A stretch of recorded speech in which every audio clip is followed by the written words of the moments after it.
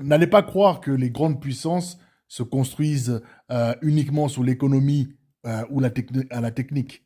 Il faut justement se méfier des Occidentaux qui vous invitent à vous débarrasser de vos religions comme de vieilles peaux, des oripeaux.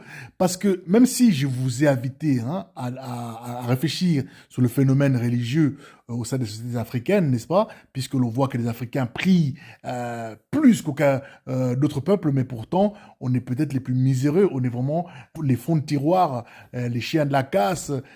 Les grandes puissances doivent être comprises d'une autre manière. Il faut intégrer une métapolitique et une théologie politique pour pouvoir envisager un avenir justement des Africains autour de cette question religieuse. Parce que les grandes puissances dont on parle ici ne se sont pas uniquement édifiées sur la base d'une stabilité ou d'une puissance économique ou technique.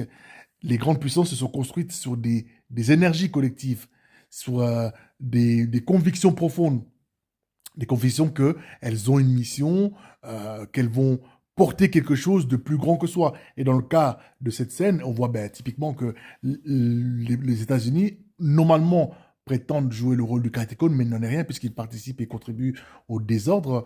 Ils ne retiennent pas l'avènement de la bête. Hein, et pour le cas des Juifs, ben voilà, ils ont cette vision qui viennent apporter justement le salut, la lumière, la prospérité, voire la paix, la guérison aux nations, d'une manière ou d'une autre, de manière tout à fait farfelue, bien souvent.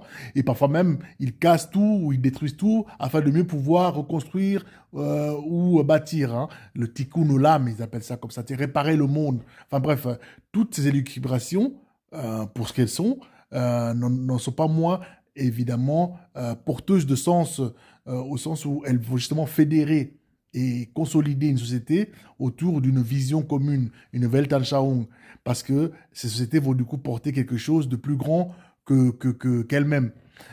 Et c'est ce que l'historien musulman Ibn Khaldoun avait désigné par la zabia, c'est-à-dire la solidarité morale ainsi que la force intérieure qui va unir un peuple, qui va lui permettre justement de faire corps, n'est-ce pas? Lorsqu'on regarde l'Europe, eh bien, elle s'est lancée à la conquête du monde en partant de missions chrétiennes, d'évangélisation, de civilisation des peuples considérés comme retardés, voire à peine dotés d'une âme. Et plus tard, en fait, d'ailleurs, allez comprendre le paradoxe là-dedans, quoi, parce que vous allez aller apporter l'Esprit Saint, finalement, à des personnes qui n'ont même pas d'âme. C'est curieux quand même quand on y pense. En tous les cas, euh, donc un peu plus tard, lorsque le langage religieux est devenu moins acceptable au sein des sociétés occidentales, on a commencé à parler